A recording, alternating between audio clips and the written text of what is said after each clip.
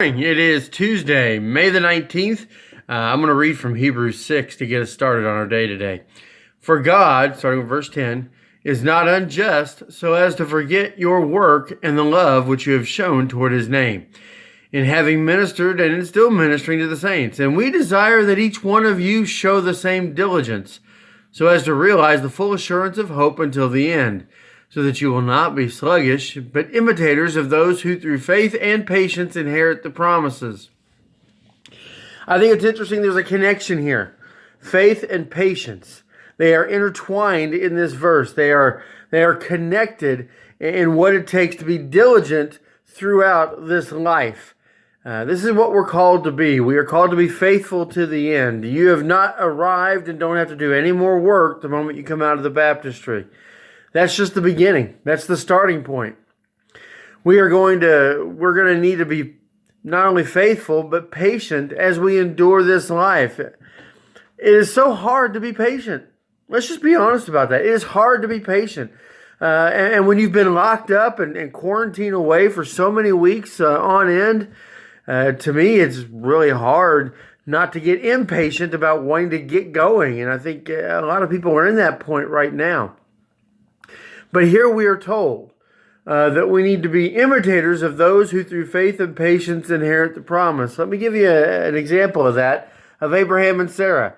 Abraham and Sarah were told that they were going to have a son, and then it was decades. It was like 30 years before Isaac would come. And in the meantime, of course, they messed up and tried to force God's hand and got impatient. And I think through that, God taught them the lesson to wait in the time for the promise to be given to them. I think we have to understand faith and patience go hand in hand. We have to understand that. We have to be ready to endure, because it's not always going to be easy.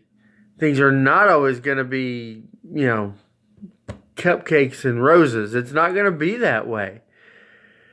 And there are going to be times when, through faith, we must have patience to endure through the trials and issues that are going on in the world. That's where we're at right now. That's why we're trying to be patient and faithful through all this waiting time to where we finally get to reopen. It's why we haven't rushed to do anything, because it could cost lives. And I think we have to understand to stay patient and to be faithful to the end means sometimes we're not going to enjoy what we may be going through. But we can't always just force our way through it.